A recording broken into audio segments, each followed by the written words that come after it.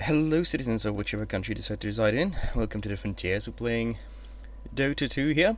And this is actually going to be a replay review because I'm going to be doing sort of a guide for a hero which I think is one of my favorite heroes, one of the best heroes in Dota, and that is Broodmother. So, a little bit about Broodmother.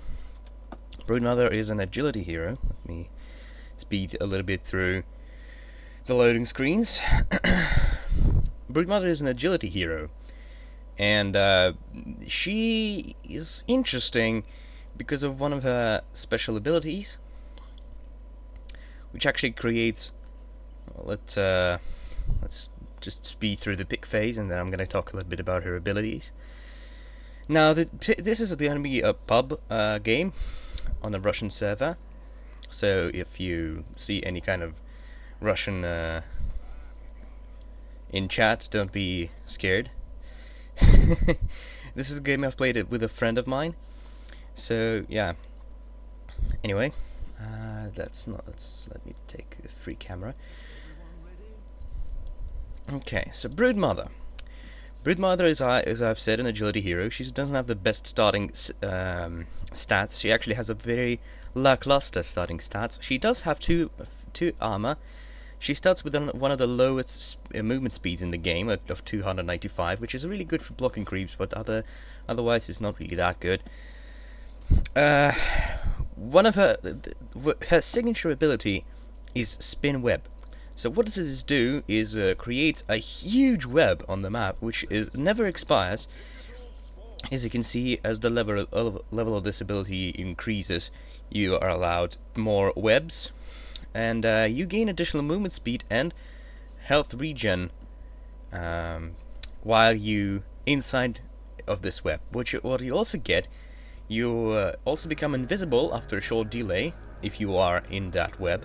All of your Spiderlings also become invisible in that web, and you gain ability to walk on terrain. So you just ignore landscape of any kind. You can walk over trees, you can walk over cliffs, you can do everything you want, anything you want. But if you didn't take hero damage for 3 seconds prior to entering the web, you can see there free movement is disabled for 3 seconds if damage is taken. So this allows you to just stay in lane and just claim the lane for your own. As you can see here, the range is just humongously huge. Like, all of this is my territory. It's my hunting grounds. And my lane opponents will be well, first this is going to be solo Abaddon and Axe Jungle for the enemy team. So yeah, here's the additional movement speed. This is actually puts me on par with Abaddon here, who has 356. Abaddon's actually a very bad hero for Broodmother to fight against because of his shield, and his shield allows him to farm these little things, which I spawn with my first ability. First ability of Broodmother is Spawn Spiderlings, which deals a huge amount of magic damage to any target, enemy target or neutral target. You can use it on creeps, you can use it on heroes, you can use it on neutral camps. And what does this do? It creates if a unit dies from the damage of this ability, or in a short delay after that, I can. Unfortunately, it doesn't say what the duration is, but it's pretty short. It's like a second or even less. If a target dies, you get these Spiderlings, and Spiderlings. Let me see if I can select one. There we go. Spiderlings have their own poison, which slows the movement speed and causes some damage, and also applies debuff to spawn Spiderites. Spiderites are kind of smaller Spiderlings without any special abilities. Now, I'm already putting on some aggression on the Abaddon. As soon as you get your level 3 or maybe even level 2, you can apply a huge amount of aggression with your Spiderlings and your own attacks, because you can just attack, go into invis, regen, attack, go into invis and regen. Usually when the enemy laners don't have any kind of AoE abilities, or they are not placing any sort of sentry wards like I did. I thought Abaddon actually had stealth sentry ward in the area because he started backing off as soon as I got closer to him. But maybe I just didn't go into invisibility and he saw me. So first blood actually goes to the enemy team. I'm not sure who died. Do we have a disconnect here? I can't remember. Yeah, it seems like we had a disconnect early on, and Sand King died. Top lane, this is a friend of mine. He's not really a good player, so yeah, Abaddon has his aphotic shield, which does a lot of AoE damage, and which allows him to farm these Spiderlings and Spiderites, because all of these, both Spiderlings and Spiderites, which have much lower HP than Spiderlings, they all grant the killer gold upon death. So you don't want to feed with your brood. You can have quite a sizable brood even though on level 2 of this ability. As you can see here, I have like 8 to 10 Spiderlings and Spiderites. So your third ability is actually a passive. Also Axe. Axe is a great counter to Broodmother because of his counter helix. As you can see here, Axe tried to gank me, and what he did, he placed a sentry ward immediately and then tried to taunt me. Unfortunately for me, I was able to actually evade the taunt, but he farmed a lot of my Spiderlings, as you maybe saw there. He got a lot of plus 18s, plus 9s. I think they all granted like 15 to 20 gold, if I remember correctly. So now this bounty hunter is like, I'm gonna gank your lane, and he's like, well, yeah, but there is a sentry ward in this that Axe placed. Abaddon still died, which is good for me. I killed Abaddon. I got a kill. But Axe didn't die, but he's very low health, so if he stayed in lane, I would almost assuredly would be able to get a kill on that. So your third ability is an incapacitating bite, which if you attack any, it's an orb, it's a unique attack modifier, which means you cannot use it in conjunction with any other unique attack modifiers, which kind of limits your build options, but it's a very good unique attack modifier on its own. If you attack somebody with it, it applies a miss chance on him. So it basically works like evasion, but not really. It just like this. If I attack Axe, for example, then now here's a mistake Axe did. He allowed himself get too low with creeps, and I just was able to finish him off with my Q. Your Q actually does a lot of magic damage. It's like 300 magic damage in level 4. It's really nice damaging ability, and you almost certainly want to get a solo lane.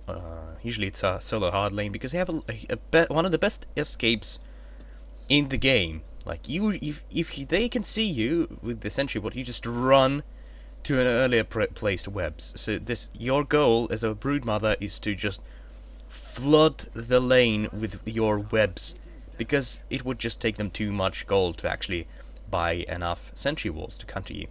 So against Abaddon, what you want to do is you want to trigger his aphotic shield with, for example, your Q, because you're gonna have to do this damage anyway, and it's better for you. Abaddon they made a huge mistake, by the way, by staying in lane. He cannot stay in lane against Broodmother. He's level 8, and the Abaddon's level 6. He just got level 6. I have a huge advantage on him, and he just now has his ultimate, which is not going to save him as well, as you will see in the future. But let's talk a little bit more about Broodmother. So what you want to do is you want to flood your lane with webs. So the enemy has to buy like a 1,000, like 10 sentry wards. As you can see, the sentry ward range is actually not that great. It hardly covers the range of one of my webs, and I'm allowed to have 6 right now and 8 on the level 4 of that ability. So they will have to buy 8 sentry wards, which is 4 stacks. It's 800 gold, and I can kill those wards, and they're not there forever. They expire. So yeah, nobody wants to waste 800 gold just to cover all the webs of mine. So yeah, about your first item options, Okay, and okay, yes, we didn't talk about the final ability, which is her ultimate. It's very good. It's very good, and that's the reason why people think that Broodmother is actually a carry. This and this ability are two abilities that make people think that Broodmother is a good carry. Let me just put this straight. She is not a good carry. She's a great pusher. She's an amazing pusher, but she's a bad carry. People will tell you otherwise, but she's not a carry. Insatiable Hunger is a bonus for you if somebody comes to gank your lane while you're pushing it. This and this allows you to get solo kills. For example, they basically ensure that the enemy team has to send at least 2 heroes to deal with your push. Otherwise, they're just gonna get eaten by your Insatiable Hunger, incapacitating Bite. You can apply slow. This is a really good movement slow. 40% is great. Insatiable Hunger gives you a lot of bonus damage and lifesteal, basically ensuring that you win every fight, every 1v1 fight, and it's a very short cooldown. It's 45-second cooldown. Now, on your build options, as I've said already, Broodmother is a bad carry, but her suggested items include her suggested items, as most of heroes in Dota 2, suggested items are pretty bad though for those. So I basically made my own build for myself, so I don't forget what items I should build on Broodmother. But basically what you want to do on the start is get 2 branches, a recipe for Soul Ring, and a Tango, and a stack of Sentry Wards, like 2 Sentry Wards, just for the instance that the your opponents in the lane already brought some Sentry Wards. So you really want to get that fast Soul Ring because you get a lot of health regen in your webs. It's a perfect item for you, basically. You always press it if you want to harass. You just press it. You just use it whenever it's off cooldown to harass, to gain more Spiderlings. You regen that health tremendously quickly with your tangos and level 4 webs. Level 4 web gives you 8 health regen. This is amazing. This is amazing. You basically regen all that 150 HP. Like in 20 seconds, it will already be regenerated fully, completely. That's not counting your base health regen, which I don't actually know. I think it's like 1 health per second or something for a hero. Then you want to focus on getting some of your pushing items, and one of the easiest items to get is Vladimir's Offering. By the way, Axe is ganking my lane, which he's doing the smart thing of ganking my lane, but he's not doing it properly. He's just like, I'm gonna run up and just force her out of lane. But he's taking so much damage from these creeps, as you can see. While in the meantime, I'm putting pressure on Abaddon.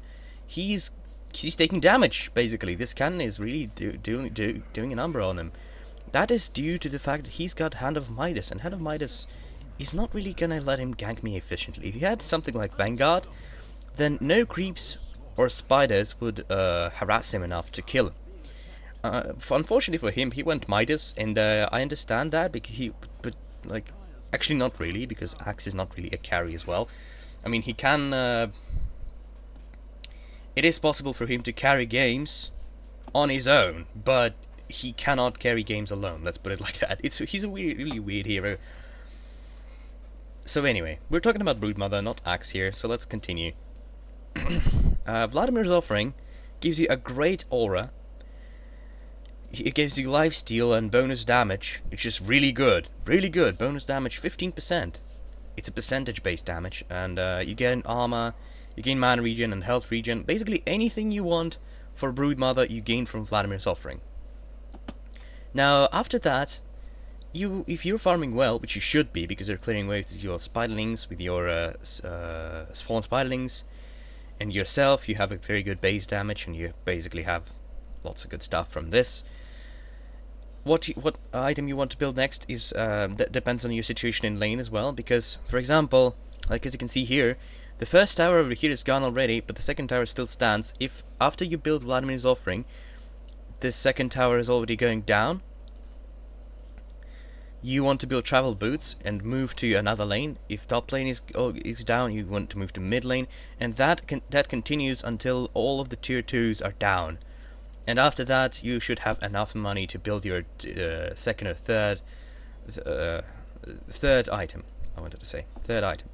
So yeah, if your second tier 2 is not pushed out yet, for example, you get countered in the node lane pretty hard, you may want to opt in for either Assault Cuirass, if you want to continue pushing, or if all the action is happening in your lane over here, if they're sending like four or five heroes to deal with you, and your teammates are helping you, you want to build Mantis Style, and just, you know, basically participate in the fights, because Mantis Style is also going to help you with pushing. Pushing with illusions is really efficient, and you will get a lot of juicy, delicious stats, because remember, you're an agility-based hero. You want that agility, and Mantis Style is a very good item, so you can get that if all the action is happening in your lane. You can also get Mantis Style if your team needs a carry. Like in this case, we have Sven and Sniper, so we're basically set on carries here. These two carries can, on their own, carry games. They're good carries. As you can see here, Axe and Abaddon are trying to gank me, and I'm doing a very nice thing of backing off, because you don't want to, like, you just know that I just know I cannot fight these heroes on my own, and there might be reinforcements coming. As you can see, Drow Ranger is already here, and Drow Ranger is really not a good hero to fight you, because, you know, she has a very, very low health, and I can just basically eat her. Like, basically, what counters what counters Broodmother is heroes with that are tanky and have a lot of AoE damage. So that's basically what you're getting countered by. I don't know why the Drow Ranger basically chased me over there. Like, I'm a melee hero, she's a ranged hero. She should have, like, sticked around to this area. Now, I didn't know they have a sentry ward here, I didn't know if they had a sentry here. Now I know they don't have a sentry here, so they can basically stick back to this area, and now I can just basically go ahead and hunt this lonely Drow Ranger. Unfortunately, I didn't know that Axe was not in the area. Axe is already retreating over there. I thought Axe might be nearby, so I didn't go full gung-ho on the Drow Ranger. At level 11 you want to get, at levels 10 and 11 you want to get your ultimate, so you can have it in level 2 right away.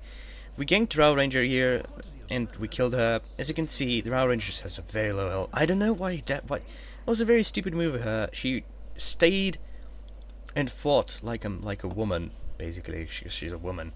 She stood there and she, like, accepted the fight. She couldn't win one-on-one, and the Sand King was there. Like, I don't know. Drow Ranger has to stay in range, because her then if she stays near me, then her ultimate doesn't work, and all that good stuff. All that bad stuff for Drow Ranger, good stuff for me. So yeah, back to the build. You basically want to build Assault Cuirass anyway, because Assault Cuirass stacks with Vladimir's Offering. Now here's the thing: if you're fighting Axe, you don't want to proc his passive too much, so you basically just keep your Brood on the backside. Now the Drow Rangers here, I can basically just go and attack her with my entire Brood. If I send my Brood to fight Axe, the Brood would be dead, and that kill wouldn't be possible. But then, because I kept my Brood near here, near the backside, I was able to attack Drow Ranger with a Brood. Now, I didn't know, like, I was kind of actually worried, like, what the hell, is Riki here? Is Riki in the game or something? But then I was like, no, there's no Riki in the game, so I can just keep pushing. And he comes Abaddon and another teleport. I'm not sure, I think it's Axe. Yeah, Axe really didn't like Axe really didn't like me that game. In the end of the game he's like, is it really that fun to play one hero all the damn time? And that's probably because he checked my my profile, my Dota profile, and I have a lot of games on Broodmother. I have like close to 100 games on Broodmother. It's thinking he was under dust effects. They could see him. Unfortunately, he goes down, but I am safely able to retreat to my tower. Maybe a little bit too far, but no. Actually, I'm going to a secret shop to buy a Hyperstone. Yeah, I bought a Hyperstone for my Assault Cuirass, and Assault Cuirass is really great. I decided to go back to go to top lane because there's a lot of heroes here, a lot of pressure. I didn't really want to stay in there. Of course, maybe I should have stayed down there until my tier 2. You usually want to stay until your tier 2 goes down. But it worked out for the better. I still haven't died once, and I have 8 kills, which is really good. So I decided to help here with the push. They pushed up to tier 2, so I basically decided, well, I could go there and help with pushing. Because I have Vladimir's offering, I have parts of Assault Kiras, I can do that. I use Insatiable Hunger, and then Invoker just burns my whole brood, and I'm unable to continue. Invokers are really good in dealing with the Broodmother pushes because he's got meteors. He's got all of the AoE damage on his own. He's got meteor. He's got tornado. Tornado is really good to deal with you. Shadow Shaman actually denied his top tower, so I decided like, well, fuck this shit. I'm actually gonna go back to bottom. Well, soon I think. I think we're just gonna go like, there's nothing. Yeah. Here it goes. So I decided like, well, my bottom does another attack. I cannot let my tower go down, so might as well just, go back to bottom. And I didn't know what to do with this brood for a long time, but then I decided, well, fuck it, I might as well just, bring it over here. Hopefully it survives. So, your brood is just humongously large. So one advice I have if you want to play Broodmother, one advice I have is that you go to settings menu. You go to settings menu and you go to options. And there's an option here called, there we go, unified unit orders. You want to use that. It's a really nice option if you're not that good with micro controlling. It's really hard to micro all of these spiders, especially since they they expire. If they attack something. If Spiderlings attack something, they create new spiders, so it's really hard for you to use control groups to control them. So you basically just hold down my control, and you make sure that your brood is always near you. They're only able to kill stuff on their own if they're in large groups, and if they're in large groups, you usually want to keep them near you. So yeah, here as you can see here, I'm going Assault Kiras. I've almost got it. I just need a little bit more gold. I thought I could fight Axe here, but unfortunately he's already too tanky for me to fight. He's got 10 armor, he's got Vladimir's offering, basically he's got Helm of the Iron Will, which is really good for him. yeah, here goes the trash talking, Russian trash talk. Let's take a look at Sniper. What is he building? He's building Shadowblade, Crystallis. It's kind of weird build, okay. Sven doesn't really have anything. He doesn't. All these guys don't even have a single item finished. Maybe Crystallis counts as an item finished, but like you can see here, I've almost finished my Assault Kiras, and Assault Kiras is really good. Vladimir's offering is really good. Boots of Travel, they cost a lot. They cost like 2,450 gold to complete. This is, by the way, the most expensive recipe in all of Dota. It's like the most expensive one. It's the Boots of Travel. Now, I didn't want to go to. Didn't really want to go middle here because there's a lot of action here, and there are a lot of enemy heroes concentrated in the area. As I've said, the Broodmother is not really a carry, and you usually want your team to go and help you with pushes, or maybe even better if your team can distract the enemy team on their own in like 4. Now I made a mistake here. I didn't move them. I moved them a little bit too late. I should have moved my brood as soon as the Invoker showed up, because unless he just throws his meteor, he can farm for a lot of money here. That's a lot of wasted gold right here. And so yeah. Basically, I think I finished my Assault Kiras. Yeah, there you go. There's Assault Kiras finished. After the Assault Kiras, so basically, if you have Boots of Travel, Assault Kiras, and Vladimir's offering, your pushing potential is basically set. You can go. I usually like to go Mantis Style after that, because Mantis Style is just usually really good. And what do you want to do after you've finished building these 2 items? You want to go and kill Roshan. This is really good rune for me to get, because now I have almost 300 damage, and this is gonna mean this means I can kill Roshan really quickly. I have attack speed, I have team to help me, and yeah, this is basically set. Stage is set for me to just for an easy Roshan here. as I've said, I usually like to go Mantis Style after finishing my Assault Cuirass. Immortality. I so much love the Broodmother voiceover. It was done by Ellen McLean, and she also voiced. She did a lot of voice acting for Valve games. She did voice acting for um, the Overwatch in Half-Life 2. She did voice acting for GLaDOS in both Portal games. She did a lot of voice acting in Dota. So there goes the rage from the Axe. She's like, Broodmother, is it really that fun to play the same hero over and over again? Okay. So after Manta, this is a really weird, like, if this is how you counter Shadow Shaman's ultimate. You just eat it. You just eat all of the wards. You're like, ah, thanks for the feed. Thanks for the feed, bro. Of course, that is if you can do it. And I could do it because I had insatiable hunger, and I was like very. So there goes Axe. He tried to taunt me. I end up attacking him anyway, which is kind of weird.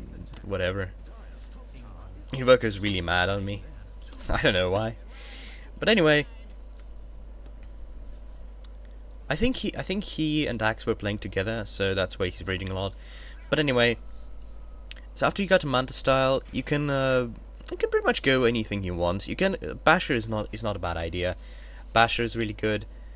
It's not gonna help you push that much, but since the pushing should be kind of over at this point, like you should already have your barracks over here, and this is gonna be a really heavy team fight stage. You could go Basher. You could go. You could go crits.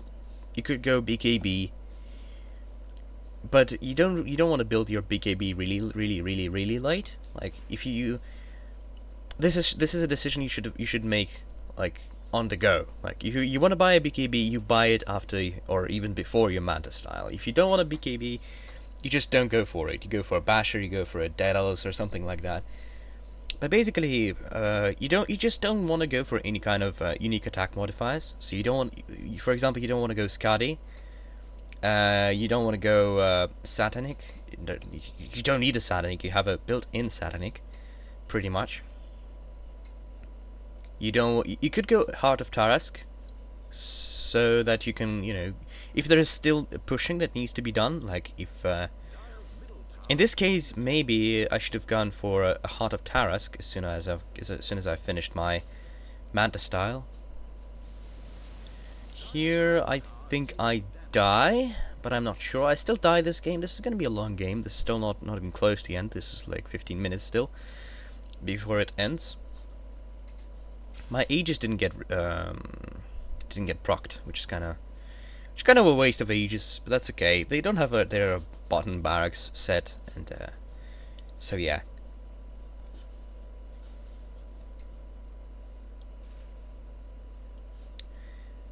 You could go Heart of Tarask. Heart of Tarask is a really good item if you want to keep pushing like that. Like this could have been my fifth.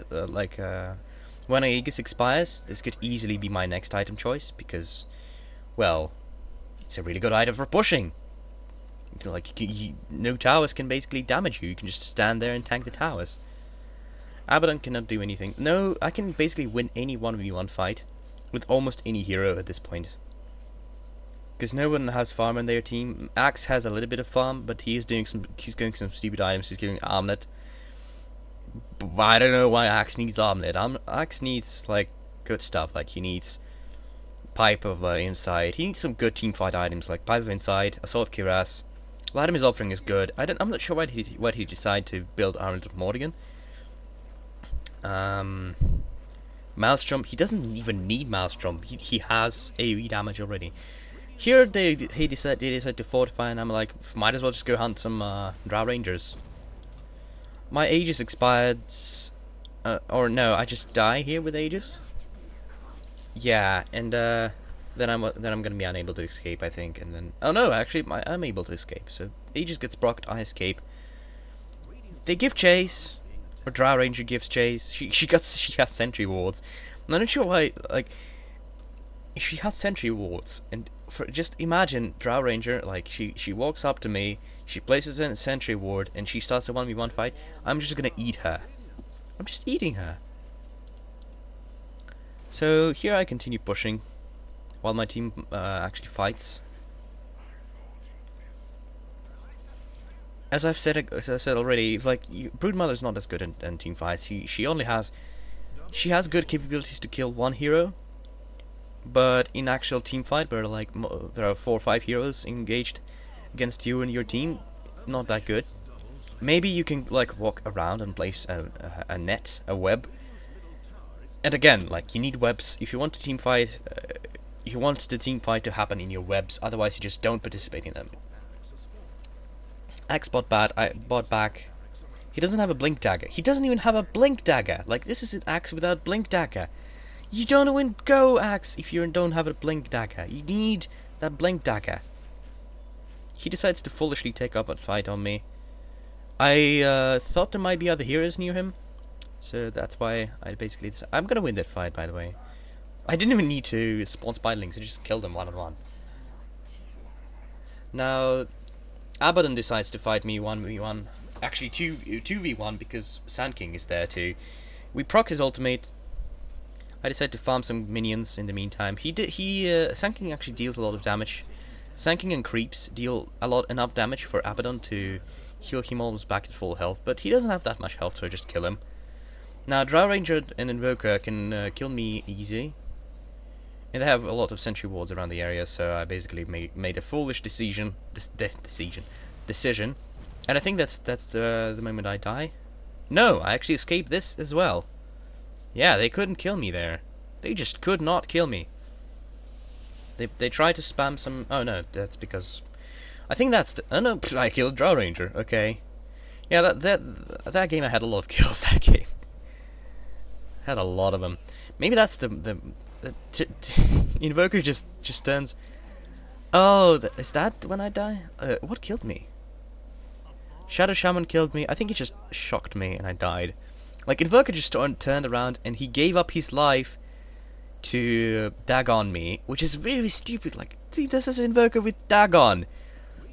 Like he doesn't have enough damage on his own that he needs Dagon. This is Invoker with Dagon. This is really like, what the hell do you expect? They're just desperate at this point. Sven tries to push a tower. He ends up dying because he procs his BKB. Too late, and I don't even know why did he proc his BKB.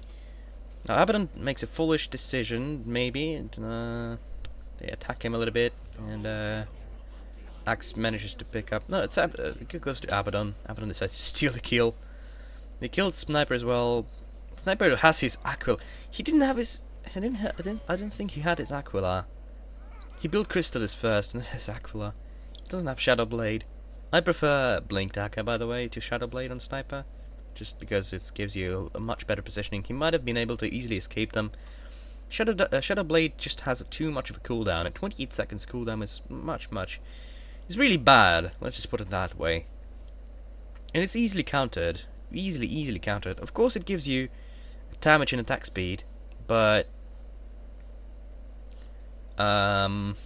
you want, like, you can get that from other items, and it costs you much less. And Blink Dagger costs you much less. This is 3,000 gold item, and Blink Dagger is 2150. So here I decide to push mid lane because this is the only way, the only lane left to be pushed. They know it. They place a lot of sentry wards in the area. Or maybe this is our sentry wards. No, they're not red. This means they're their sentry wards.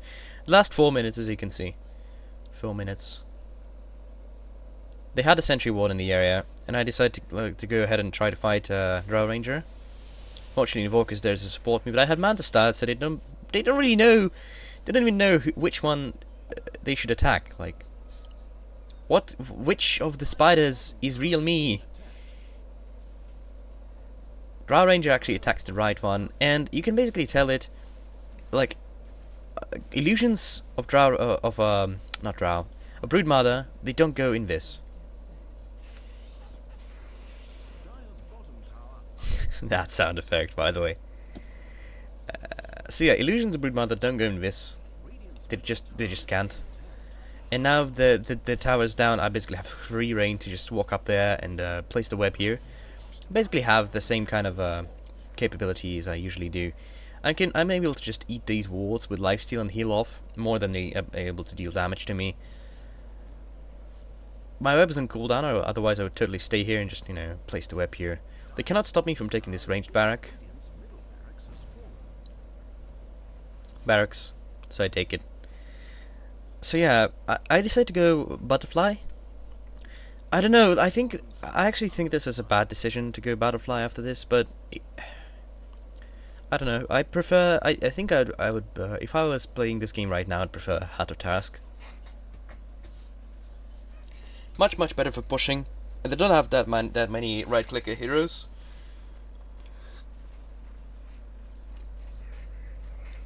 Drow Ranger is not fed enough for me to be of any danger at all. So it's mostly just Invoker and Axe that are real threats. Mostly, if Invoker played much better, then he would be a threat, but in this case he's not. Now a little bit about, I just decided to declare war to the side, to the wells and kill all the wells. So yeah, a little bit about Broodmother's pushing. Some people think that Broodmother's Spiderlings actually do a lot of damage and that you have to push with them, but really, towers have too much armor for Spiderlings to push. You use your Spiderlings and Spiderite to draw tower aggro, because every Spiderling and Spiderite is like Spiderite is like 2 hits from the tower, and Spiderites are like 4 or maybe 5. The Ancients goes down, and that's the win for the Broodmother. This is a really all chat raging. All chat rage. I love the all chat rage. So yeah, I would totally not go. Here is the Talisman of Evasion, which basically means I wanted to go butterfly. You don't go. You rarely, like, I wouldn't go butterfly in this case because basically their Drow Ranger was like the 0 to 11. And Abaddon's building Sanjin Yasha. So, like really weird build choice. Let me see if I can find my build on the Broodmother. There we go. There it is. Okay, so I can basically view it. I don't know. I just made this build for myself. So yeah, here it is. You can also build Necronomicon if you want to. If for example, if the enemy team has any kind of stealth heroes, like if there are, I don't know, just if everyone builds Shadowblade and or enemy team has Ricky in it and Bounty Hunter and Clinks, you go and build level 3 Necronomicon and you fight with level 3 Necronomicon. It has a long cooldown though, but this is a really good way to push as well, because they give an aura of their own, which is really good for pushing. You can also build Medallion of Courage if you want a really early Roshan, but usually you can go with just Assault Cuirass and Vladimir's Offering, because you want to stay in lane as long as possible, because early to mid game is where you shine pretty much. Experimental build, you don't go that's a really bad build. Like it might work in some cases, but only if the enemy team is like really squishy and they're not getting any tank items at all. Divine Rapier, if you really feel ballsy and you have a lot of health, if you have like unfortunately Heart of Taras is not even in this build. I should probably put it here. And let's just drop it right here. My team has no carry. And over here, Eos Separate Divinity is really fun. Enemy units take 50 magical damage upon landing. It's really fun. I didn't really know that. You can steal kills with this, basically. Mjolnir is really good for pushing, but just remember that Mjolnir is a unique attack modifier, which means if you attack somebody and it procs Mjolnir lightning bolts, You are not applying incapacitating bite on them, which is really bad for you. Midas, you could go Midas, but if you feel really ballsy and if you can see that the game, if you need a late game, and if you can get it really quickly, you can go Hand of Midas. But I don't like Hand of Midas. I don't like getting it. Basher is really good. Battle Fury, don't build this. You don't need it. You never want it. Face Boots is useless. Do not ever build face boots. And I even I put power treads here for my team has no carry situation, but don't build power treads. These are travel boats are just so much better. Your base movement speed is too low to even consider anything lower than boots of travel, because this is 100 movement speed flat. It always works. You want it. Phase boots, again, this is a percentage movement speed boost, so you don't really want it. This is really useless. So yeah, this is how you Broodmother in a nutshell. Play her. She's a really fun hero to try out and play. Go for it. Thanks for watching, and I see you next time.